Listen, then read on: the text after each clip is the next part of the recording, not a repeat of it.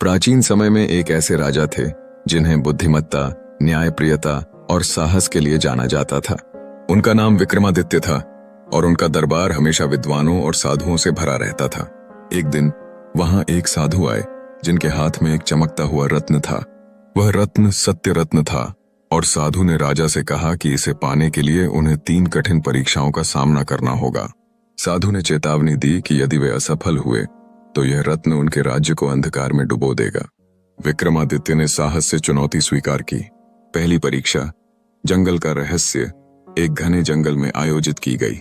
विक्रमादित्य अपने विश्वास पात्र सैनिकों के साथ पहुंचे। वहां एक विशाल वृक्ष के नीचे एक बूढ़ी स्त्री बैठी थी जिसके पास एक तांबे का घड़ा था। उसने पूछा कि इस घड़े में क्या है।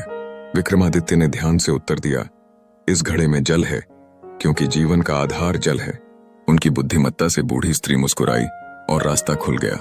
यह पहले निर्णय का संकेत था कि सत्य और ज्ञान का मार्ग हमेशा स्पष्ट होता है। भाषा का परिवर्तन दूसरी परीक्षा में हुआ जब विक्रमादित्य एक प्राचीन मंदिर पहुंचे। वहां एक स्वर्णिम मूर्ति ने उनसे कहा, मुझे वह चीज दो जो तुम्हारे पास सबसे कीमती है।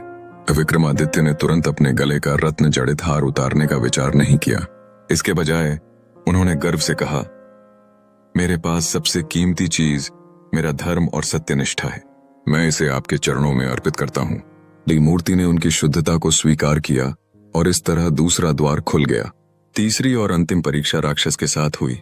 विक्रमादित्य का सामना एक विशाल राक्षस से हुआ जिसका वरदहस्त तलवार थी। राक्षस ने चुनौती दी कि उसे हराने पर ही सत्य रत्न मिलेगा। विक्रमादित्य ने साहसिकता से कहा, तुम्हारी शक्ति तुम्हारे क्रोध में है, पर मेरी शक्ति मेरे धैर्य में। मैं तुमसे युद्ध नहीं करूंगा, बल्कि तुम्हें मित्र बनाऊंगा। वह राक्षस उनकी बुद्धि और साहस से प्रभावित हुआ और उसने सत्य रत्न विक्रमादित्य को सौंप दिया।